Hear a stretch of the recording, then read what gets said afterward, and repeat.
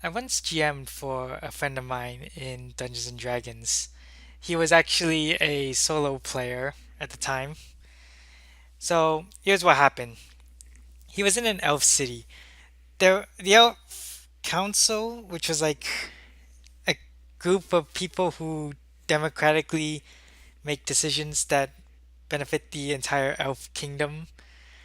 Basically, what happened was six of the members were replaced by shapeshifters. I didn't reveal this at the time, and he did not know about this. So here's what happened with that. The council was replaced for the most part. There were still two people who had not been replaced yet.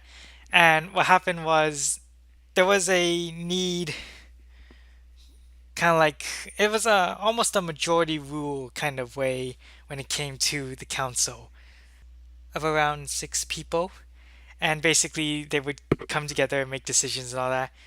With four of them having been replaced by shapeshifters, the those shapeshifters basically controlled the government because there was nothing else to really stop them once they had the votes. Now, here in comes my player, my friend. He decides to kind of like go see the council because there was an attack on an outlying village.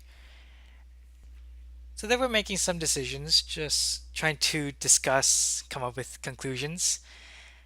And what happened was one of the council members, in fact, the youngest, actually came to him telling him that she believed they were planning something because they've been having secret meetings, and as well as the fact that they seemed very different all of a sudden.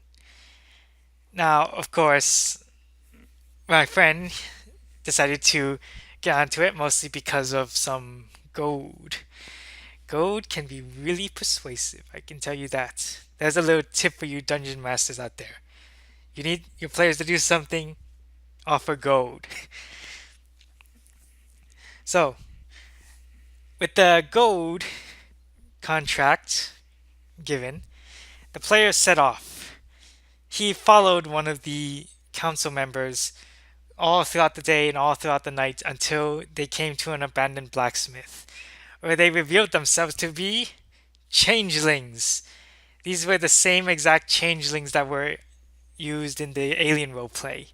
They had different names, they had different numbers, but functionally they were the same as the changeling spies, which basically meant they had blue eyes.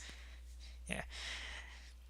So these four changelings used a magical communication device to talk to their queen, who basically confirmed that they've got control of the council and they now control the government, all that stuff.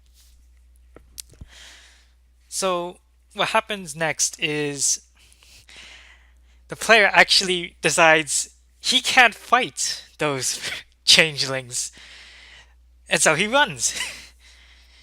And he runs back. He tells the council, well, or rather, he tells that one council member what happened, and she gets her guards and the city guards to come and to go to the blacksmith on the next night, which was going to be their next meeting.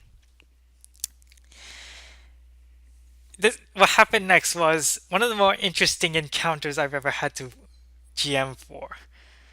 So the guards show up along with the player. The four changeling spies, they had to pretty much defend against all those guards. Each of those spies were considered to be level 5 rogues. It was around level 5, maybe level 6. And one of them was actually almost level 20 at the time. So there was a bit of a there was a rather one-sided fight, you could say, with the guards charging in, getting killed, and then another wave of guards showing up until eventually they had whittled down their health to the point that they basically just had to run. And only the level 20 rogue managed to escape. Everybody else died in that fight because, well, they just fought to the end. But what happened was that one person who escaped actually called up an entire army of those changelings. Uh, Back then, this was actually a very different version of the changelings that you saw in the Alien roleplay, because during the time, these changelings during that time were actually backed by many different creatures. They all came from the same hive and the same queen, and their hierarchy may stayed the same for the most part. But it wasn't just changeling soldiers back then. It was also some beetles, some mantises, some centipedes, just giant bugs in general. I later scrapped them all so they would be compatible with pretty much any time period, any setting. Anyway, so they come in, an entire army shows up. They besiege the city, and within 1 week, well, 1 week if you count the spies, it would technically be one day when they just take over the capital. And yeah, what happened next was the player escaped. He later decided to sneak back in and actually helped those the hive, the Tarion Hive, actually take down a group of slavers that had been operating legally, sort of, in the capital. Because yeah, and when I say they were operating legally, what I meant was there was in the lore it was okay to commit a crime against an orc by law, as in they were not protected by law. So therefore, any crimes committed against an orc was legal, and that included slavery, even though slavery itself was illegal. It was a rather interesting loophole I had created in the law, and all intentionally, of course. But anyway, yeah, and so that was the story of the earlier version, the original Tarion Hive before the Alien series came about. Thank you for listening.